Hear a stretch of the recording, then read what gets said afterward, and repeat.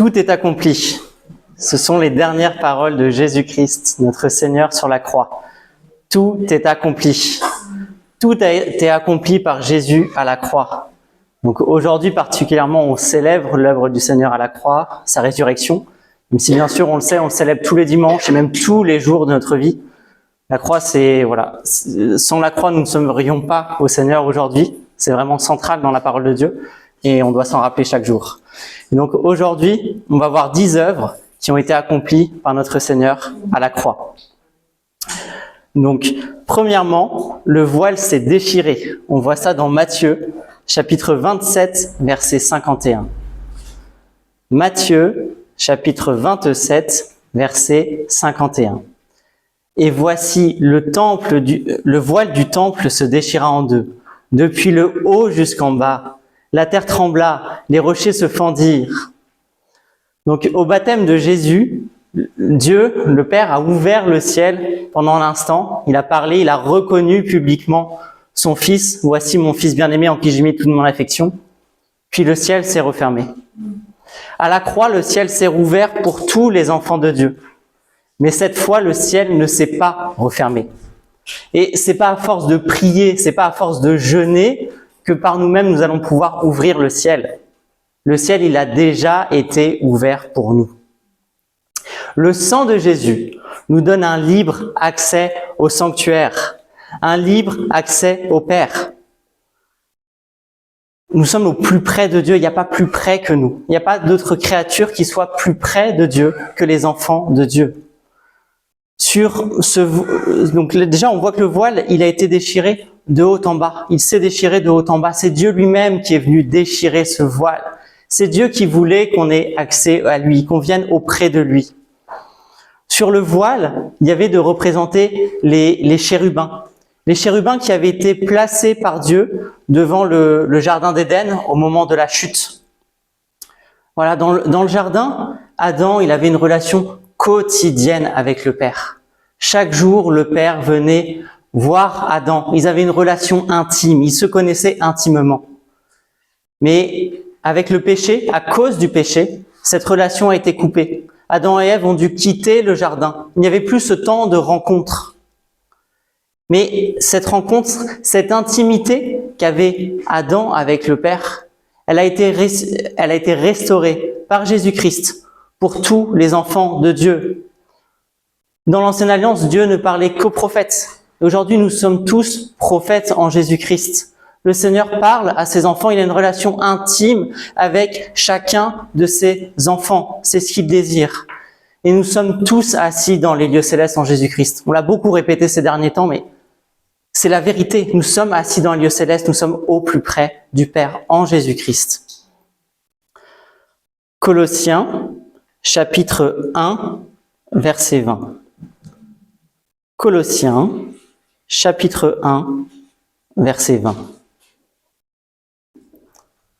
Il a voulu, par lui, réconcilier tout avec lui-même, tant ce qui est sur la terre que ce qui est dans les cieux, en faisant la paix par lui, par le sang de sa croix. Tout a été créé en Jésus-Christ.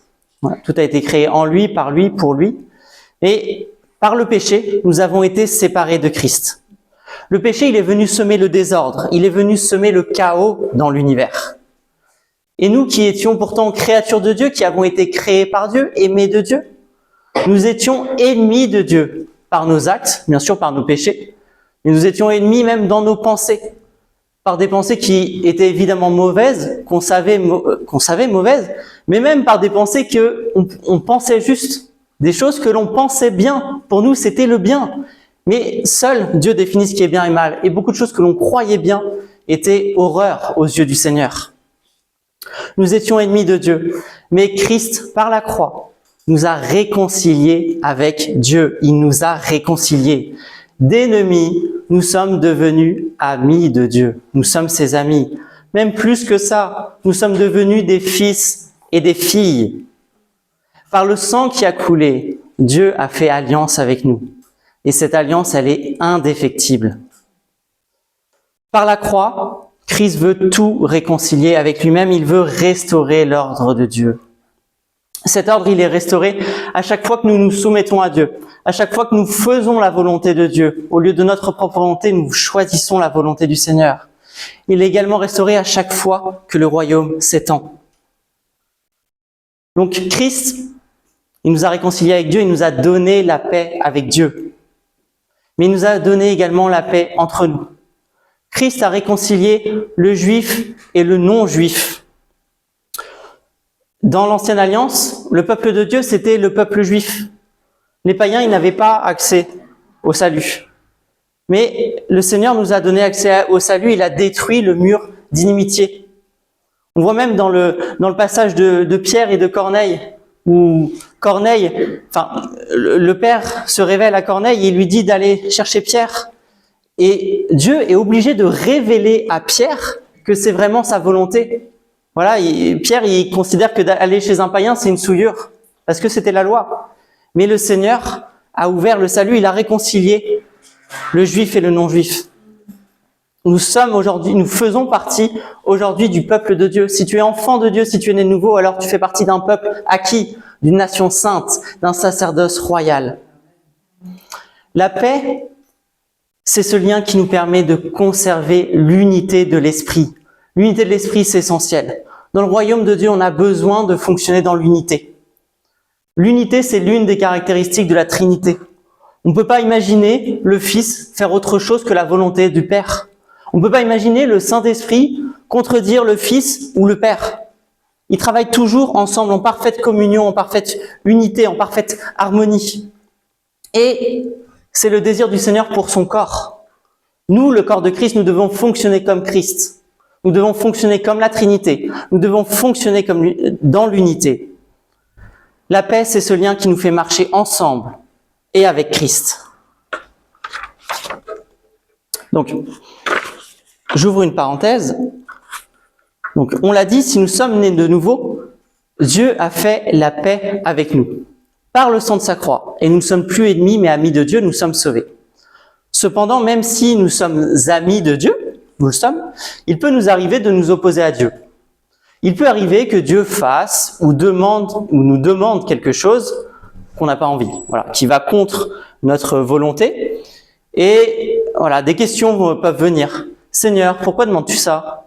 Seigneur, ça n'a aucun sens à mes yeux. Seigneur, j'ai pas envie de faire ça. Et dans notre cœur, on va commencer à combattre le Seigneur. On l'aime, on aime toujours le Seigneur.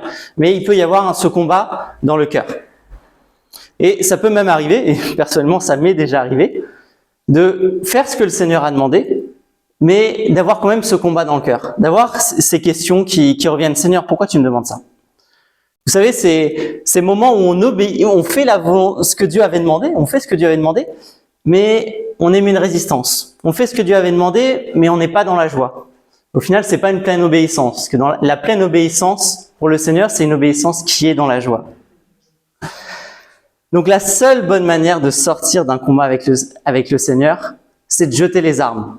Vraiment, si on se bat avec le Seigneur, mais jetons les armes, ça sert à rien. La seule manière de sortir vainqueur d'un combat avec le Seigneur, c'est d'accepter de faire la volonté du Seigneur avec joie. Et on ne peut pas être pleinement en paix face à Dieu si on ne fait pas pleinement confiance à Dieu. On a besoin de faire pleinement confiance à Dieu, d'être convaincu que sa volonté est toujours bonne et juste. S'il y a manque de confiance, alors il y a risque de combat avec le Seigneur. Et on l'a vu la semaine dernière, les projets du Seigneur ne sont pas meilleurs. Ce sont les seuls qui sont bons. La volonté du Seigneur n'est pas meilleure. C'est la seule qui est bonne. Notre volonté ne peut pas être bonne si elle n'est pas alignée avec celle du Seigneur. C'est toujours la volonté du Seigneur qui est bonne. Donc, ayons pleinement confiance au Seigneur. Si nous avons pleinement confiance en lui, si nous avons pleinement confiance que la volonté du Seigneur est parfaite, alors nous n'aurons aucune raison de nous opposer à lui. Et nous servirons ainsi dans la joie et dans la paix.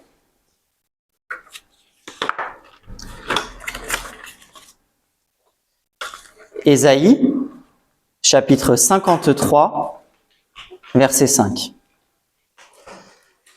Ésaïe, chapitre 53, verset 5. Mais il était blessé pour nos péchés, brisé pour nos iniquités. Le châtiment qui nous donne la paix est tombé sur lui. Et c'est par ses meurtrissures que nous sommes guéris. Donc, pour être en paix avec Dieu, il fallait que le châtiment dû au péché soit déversé. Le péché implique un châtiment. Mais par la grâce de Dieu, ce châtiment a été déversé sur Jésus-Christ. Donc, on va maintenant s'intéresser à la deuxième partie du verset. On va passer à notre troisième point, troisième œuvre du Christ, du Seigneur qui nous a apporté la guérison. C'est par ses meurtrissures que nous sommes guéris. Donc, pendant son ministère terrestre, Jésus a guéri de nombreux malades, la femme à la perte de sang, l'enfant épileptique. Je suis sûr qu'il y a plein d'autres exemples qui vous viennent en tête. Et Jésus a même ressuscité des morts. Il ne s'est pas arrêté à guérir, il a même ressuscité des morts. Lazare, le fils de la veuve de Naïn, en sont des exemples. Et les guérisons ne se sont pas arrêtées au ministère terrestre de Jésus. Jésus, à la fin de son ministère, il est mort à la croix, il est ressuscité, il est retourné à la droite du Père. Mais les miracles ont continué. On le voit tout au long du livre des Actes. On voit des miracles faits par Paul au nom du Seigneur, des miracles faits par Pierre. Et voilà, bien d'autres ont été faits par d'autres disciples du Seigneur. Et ça s'est pas non plus arrêté au livre des Actes. Les miracles ne se sont pas arrêtés à la première Église, tout simplement parce que Jésus est vivant. Jésus est toujours vivant. Oui, il est mort à la croix, c'est vrai, mais il est ressuscité. Il n'est pas remort ensuite. Jésus est ressuscité, il est bien vivant. Et il continue d'agir encore aujourd'hui par ses meurtrissures. Nous sommes guéris. C'est actuel. Je me souviens d'un jour où j'étais avec un frère sur le quai du métro. On voit une dame qui avait peut-être un peu plus d'une soixantaine d'années, ça se voyait qu'elle avait mal au dos, elle avait du mal à marcher. On a commencé à lui parler, à lui demander ce qui se passait, pourquoi elle avait mal. Et elle nous a pas expliqué, mais elle nous a dit qu'elle était bloquée du dos, qu'elle était gênée pour marcher. Donc on a proposé la prière. On a prié au nom du Seigneur Jésus. Et tout de suite, on lui a dit, essayez de bouger, faites des mouvements que vous ne pouviez pas faire avant. Et elle a bougé, et tout de suite, son réflexe, ça a été d'essayer de toucher le sol avec ses mains. Vous savez, cet exercice où on garde les jambes tendues, que moi-même, je ne sais pas faire. Mais elle s'est mise à le faire. Devant moi, elle a touché le sol avec ses mains. Nous étions complètement choqués. Et là, on lui demande, mais depuis combien de temps vous aviez mal? On se dit, bon, elle va nous dire quelques jours, quelques semaines. Elle a répondu 25 ans. Ça faisait 25 ans qu'elle avait un problème de dos. On a prié une fois au nom du Seigneur Jésus-Christ. Le Seigneur a agi et il l'a complètement guéri. Gloire à Dieu. Et ça, honnêtement, un mal de dos, c'est rien pour le Seigneur. C'est de la gnognotte. Même depuis 25 ans, c'est rien. Le Seigneur, encore aujourd'hui, il sauve des personnes qui sont à l'hôpital. Il guérit des cancers, même en stade terminal. Il guérit, il sauve. Ayons foi en Dieu. Ayons foi en Yahvé Rapha, le Dieu qui guérit. Et que les malades soient guéris au nom de Jésus-Christ. Que les infirmes soient guéris dès maintenant au nom de Jésus-Christ. Jésus est vivant, Jésus est bien vivant. Les sourds entendent, les aveugles voient, les boiteux marchent.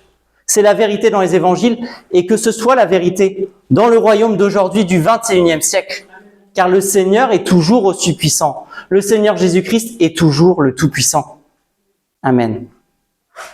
1 Pierre, chapitre 2, verset 24. 1 Pierre, chapitre 2, verset 24. Lui qui a porté lui-même nos péchés en son corps sur le bois, afin que, morts au péché, nous vivions pour la justice, lui par les meurtrissures duquel vous avez été guéris. Vous avez été guéris. Donc Pierre, il cite Ésaïe qu'on vient de voir. Ésaïe parlait au présent, nous sommes guéris, nous sommes guéris. Et Pierre, il insiste, c'est déjà fait, ça a été fait à la croix, c'est du passé, vous avez été guéris. Donc, je pense que vous le devinez, on va passer à la quatrième œuvre. Jésus-Christ a pris nos péchés. Donc, dans l'Ancienne Alliance, le sacrificateur posait ses mains sur l'animal pour déposer le péché sur lui. Et Jésus-Christ, c'est la victime expiatoire qui a pris tous nos péchés sur lui. Tous nos péchés ont été pris en son corps, en Jésus-Christ. Nos péchés passés, nos péchés présents, nos péchés à venir. Tous. Le Seigneur est bien plus grand que le péché. Il a vaincu tous les péchés des enfants de Dieu. Nous sommes libérés du salaire du péché. Le salaire du péché, c'est la mort. La mort spirituelle, c'est l'éternité sans Dieu. Voilà, quelque chose qu'on ne peut souhaiter à personne. En tant qu'enfants de Dieu, nous sommes libérés du salaire du péché, même bien plus encore, nous sommes morts au péché. Nous sommes morts au péché, nous ne sommes plus pécheurs. Et il est possible de ne plus pécher en Jésus-Christ. Par nous-mêmes, par nos propres efforts, c'est pas la peine d'essayer. Ça sert à rien, on n'y arrivera pas. Personne ne peut y arriver. Mais en Jésus-Christ, oui, c'est possible car Christ nous a libérés. Nous sommes morts au péché, mais nous sommes vivants pour la justice. Nous sommes morts au péché, mais nous sommes vivants pour Dieu. Et c'est Dieu qui nous rend capables de faire sa volonté. Galates, chapitre 3, versets 10 à 13.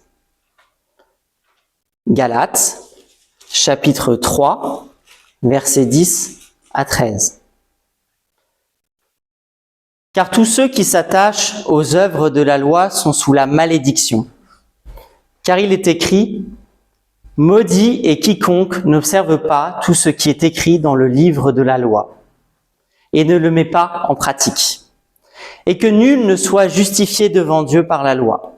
Cela est évident, puisqu'il est dit, « Le juste vivra par la foi. » Or la loi ne procède pas de la foi, mais elle dit, « Celui qui mettra ces choses en pratique vivra par elles. » Christ nous a rachetés de la malédiction de la loi, étant devenu malédiction pour nous, car il est écrit, « Maudit est quiconque est pendu au bois. » Donc, la loi, il y avait 613 commandements. Personne n'arrivait à respecter les 613 commandements. Voilà, tous échouaient sur plusieurs commandements.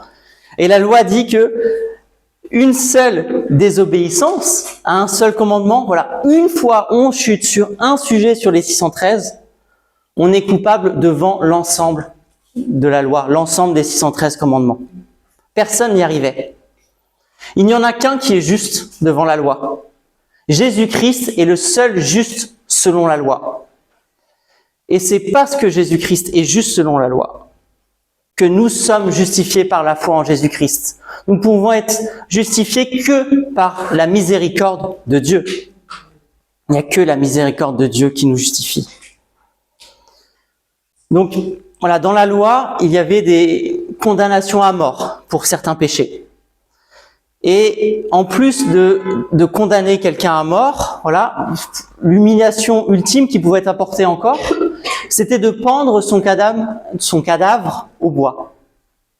Donc le cadavre était pendu et c'était considéré vraiment comme une grande honte, une humiliation, une malédiction divine. Et Jésus-Christ a été pendu au bois. Jésus-Christ qui était innocent. Jésus-Christ qui était le seul juste devant la loi, je le répète. Et pourtant, il a été pendu au bois. Et Jésus est devenu malédiction lui-même. Il a pris cette malédiction de la loi. Il l'a prise sur lui afin de nous délivrer de la malédiction. Matthieu chapitre 5, verset 17. Matthieu chapitre 5, verset 17. Ne croyez pas que je sois venu pour abolir la loi ou les prophètes. Je suis venu non pour abolir, mais pour accomplir. La loi n'a pas été abolie, elle a été accomplie. Et c'est pour cela que nous en sommes libérés. Le Seigneur, il s'est pas trompé en donnant la loi. Il n'a pas à un moment réalisé qu'en fait, ils n'y arrivaient pas et qu'il fallait changer de plan. Non. Le Seigneur savait ce qu'il faisait en donnant la loi. Il l'a donné comme un pédagogue. Il l'a donné pour révéler le péché, pour montrer aux hommes qu'en fait, ils n'y arrivaient pas. Les hommes avaient beau avoir un mode d'emploi, vous devez faire ça, pas ça, ils n'y arrivaient pas. Ils n'étaient pas justifiés. Et Dieu a donné la loi en sachant qu'il aurait besoin d'envoyer Jésus-Christ et qu'il le ferait, que Jésus-Christ viendrait sur la terre et que Jésus-Christ irait sur la croix pour accomplir la loi et pour nous sauver. La croix n'était pas un plan B, c'était prévu d'avance. Donc, on vient de voir l'œuvre 5. Donc, Jésus a pris la malédiction de la loi, il a accompli la loi. On va passer à notre 6e œuvre. Donc, qui est Jésus a accompli la justice de Dieu. On va commencer avec Romains, chapitre 3, versets 25 et 26. Romains, chapitre 3, versets 25 et 26. C'est lui que Dieu a destiné, par son sang, à être pour ceux qui croiraient victime propitiatoire, afin de montrer sa justice, parce qu'il avait laissé impunis les péchés commis auparavant, au temps de sa patience, afin, dis-je, de montrer sa justice dans le temps présent, de manière à être juste, tout en justifiant celui qui a la foi en Jésus. Donc, Dieu est juste. Dieu est juste. Et si on s'arrêtait uniquement à la justice de Dieu, si on disait Dieu est juste, mais seulement juste, à partir du moment où il y a un péché, il devrait y avoir châtiment. Le péché, il mérite le châtiment. Mais Dieu est juste, il est aussi patient, il est aussi miséricordieux. Et dans sa miséricorde, Dieu a laissé impunis les péchés afin que la sentence retombe sur Jésus-Christ à la croix. Dieu, il n'a pas oublié d'être juste. Dieu est resté juste, il est toujours juste, il sera toujours juste. Et il a fait justice sur Jésus-Christ pour justifier, pour sauver tous ceux qui auront cru. Jésus-Christ nous a justifiés, il nous a rendus justes. Et encore aujourd'hui, Dieu est patient. Dieu est patient et les pécheurs, toutes les personnes qui n'ont pas encore donné leur vie à Jésus-Christ, ont encore le choix. Rejeter Jésus, ne pas accepter son œuvre et subir le jugement de Dieu à la fin des temps, ou accepter la grâce de Dieu et être sauvé par l'œuvre de Jésus-Christ à la croix. Accepter que seule la grâce de Dieu peut sauver, que ce n'est pas par nos propres forces, par nos propres œuvres, c'est pas parce qu'on est bon, parce qu'on est honnête, mais seulement parce que Jésus-Christ nous a sauvés, seulement par la grâce de Dieu. Ésaïe, chapitre 61, verset 10.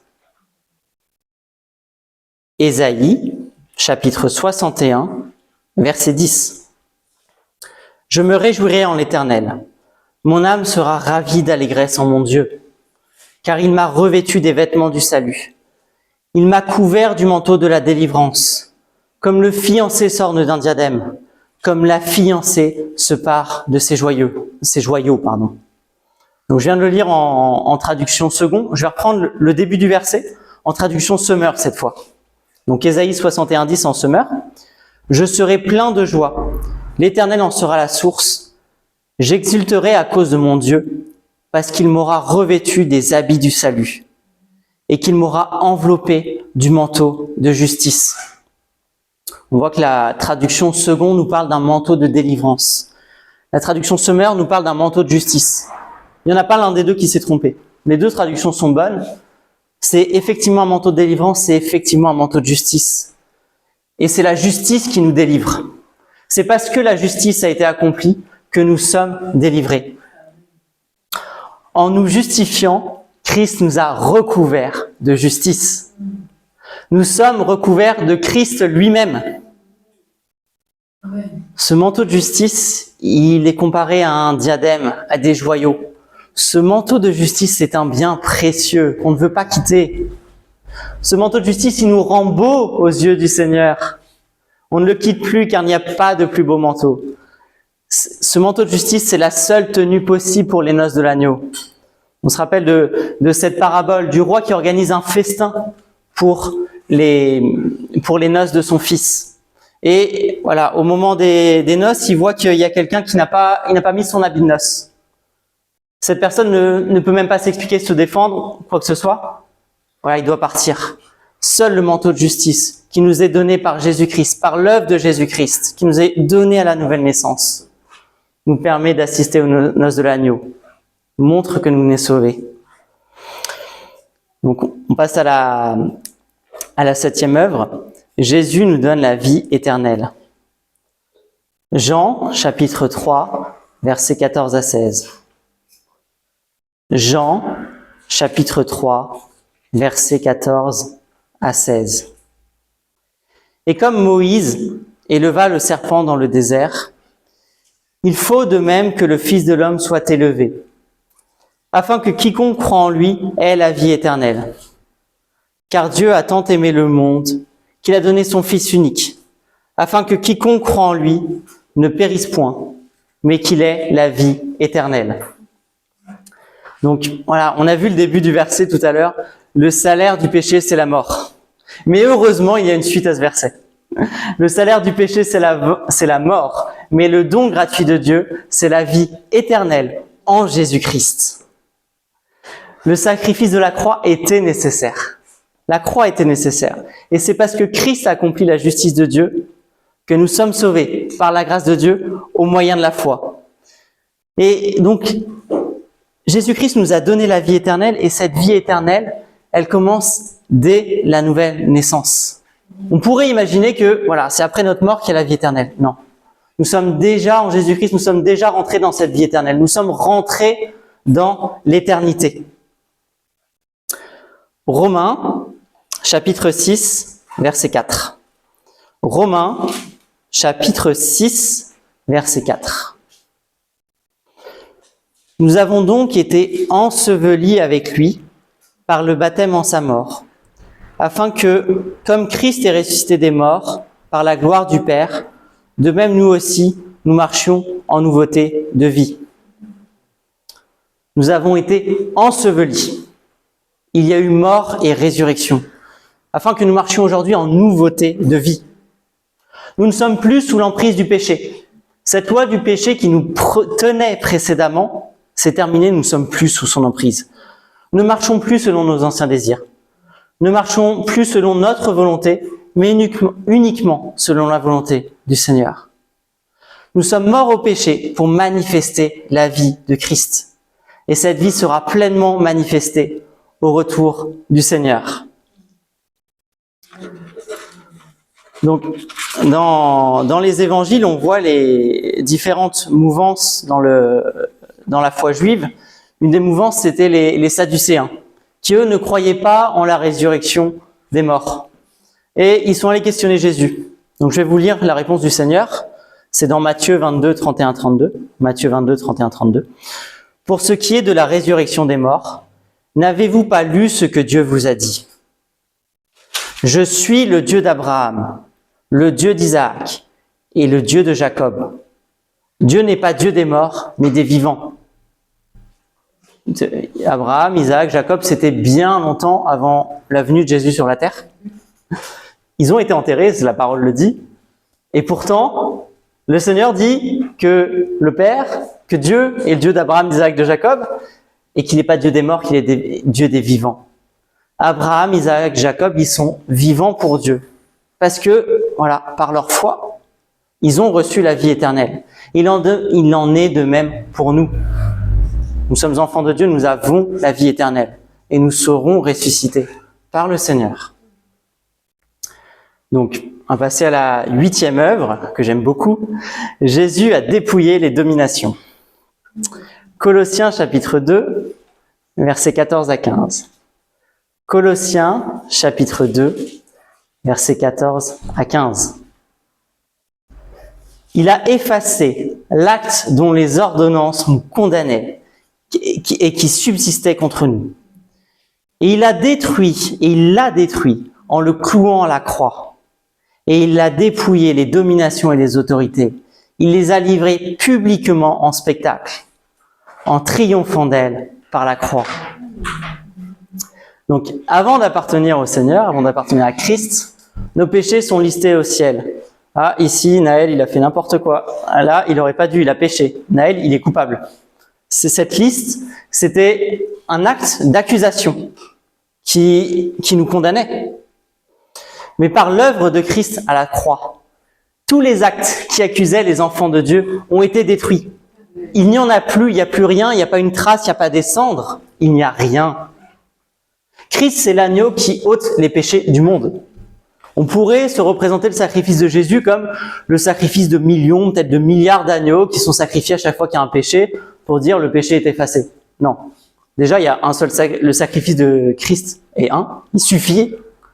Et il est bien plus puissant que ça. Bien sûr, par le sacrifice de Christ, nos péchés sont pardonnés. Mais ils sont effacés.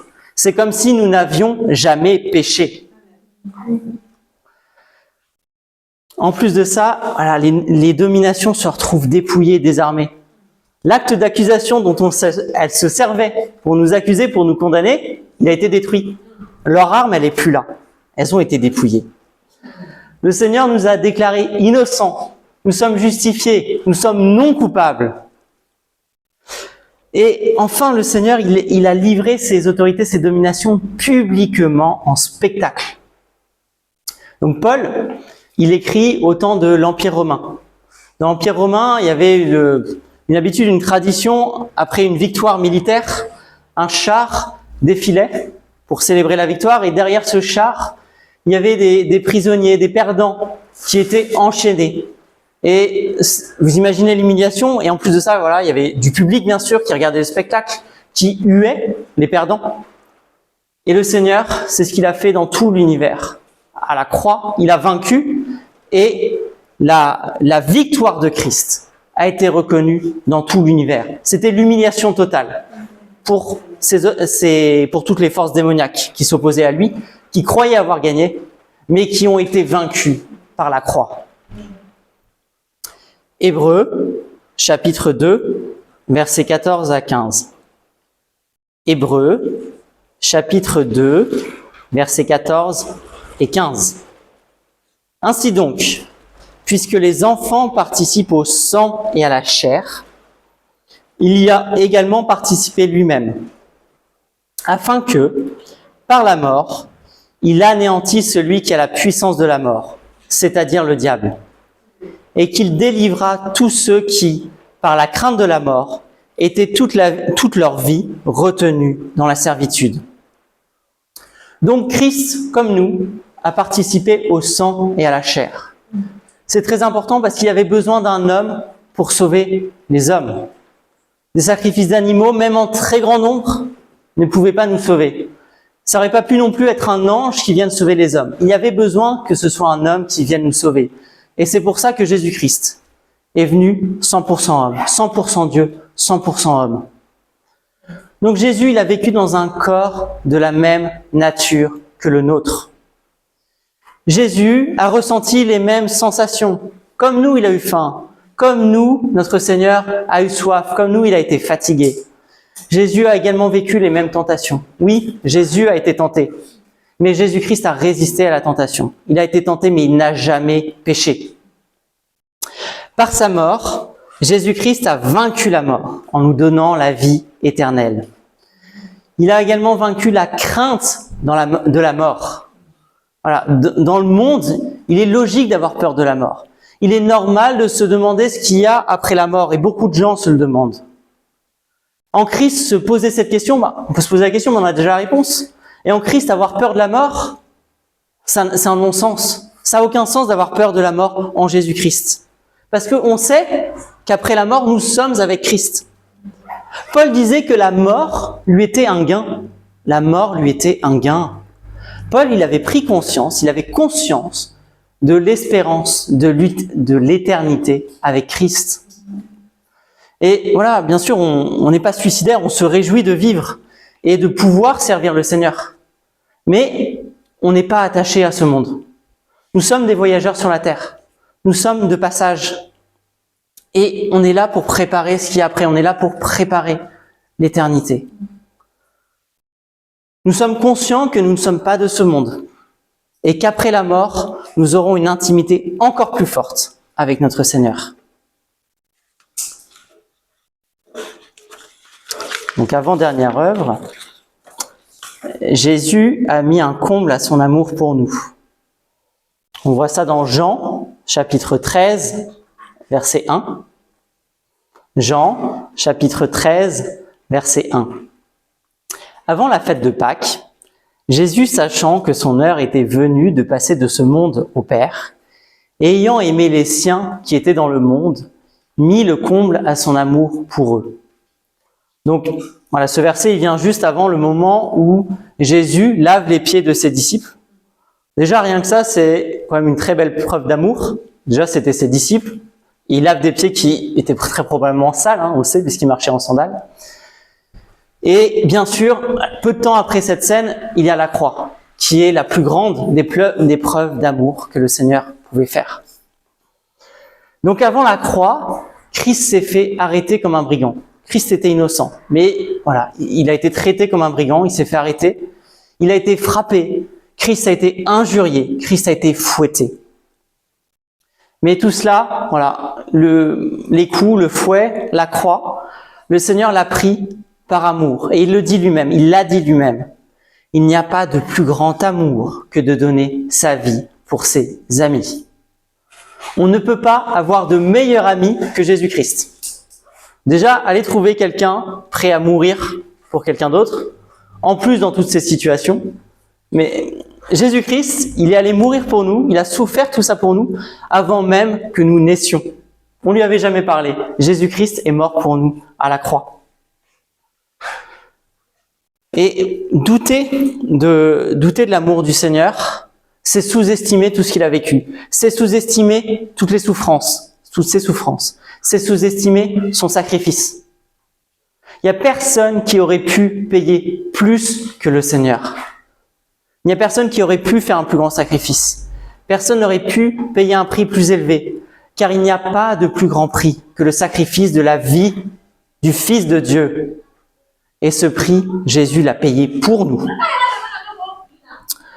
Donc enfin, dernière œuvre, Jésus a accompli les prophéties bibliques, de nombreuses prophéties. Donc la croix avait été prophétisée, on le voit dans l'Ancien Testament.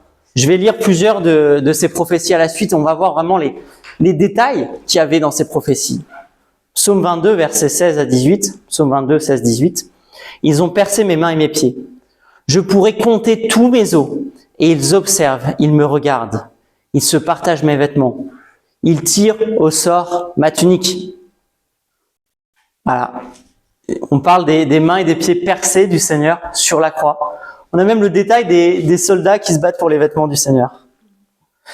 Ésaïe, chapitre 53, verset 7. Ésaïe, chapitre 53, verset 7. Il a été maltraité et opprimé. Il n'a point ouvert la bouche, semblable à un agneau qu'on mène à la boucherie, à une brebis muette devant ceux qui la tondent. Il n'a point ouvert la bouche. Le Seigneur, alors qu'il était jugé, qu'il était accusé, injustement, on le répète, il s'est tu. Il n'a pas protesté, il n'a pas essayé de se défendre. Il n'a rien dit. Il a juste attendu la croix. Il a juste fait son travail pour le Seigneur, pour le Père. Zacharie, chapitre 12, verset 10. Zacharie, chapitre 12, verset 10. Ils tourneront les regards vers moi, celui qu'ils ont transpercé. Voilà. Après la mort du Seigneur, ils ont vérifié sa mort en plantant une lance dans son corps. Psaume 69, verset 22. Psaume 69, verset 22. Ils mettent du fiel dans ma nourriture, et pour apaiser ma soif, ils m'abreuvent de vinaigre. Sur le chemin de la croix, on lui a proposé du fiel pour réduire ses souffrances. Mais Jésus-Christ a refusé, parce qu'il voulait vivre entièrement tout ce qu'il était en train de faire, tout ce qu'il était en train d'accomplir. Il voulait le vivre. Il m'abreuve de vinaigre. Voilà, sur la croix, il a eu soif. On lui a donné du vinaigre. Enfin, psaume 16, verset 10. Psaume 16, 10. Car tu ne livreras pas mon âme au séjour des morts. Tu ne permettras pas que ton bien-aimé voie la corruption. Jésus-Christ, le tombeau ne l'a pas retenu. Jésus-Christ est sorti du tombeau, il est vivant, il est ressuscité. Il n'a pas vu la corruption.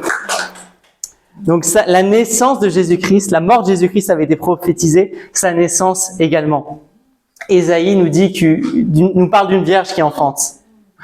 Michée nous parle d'une naissance à Bethléem.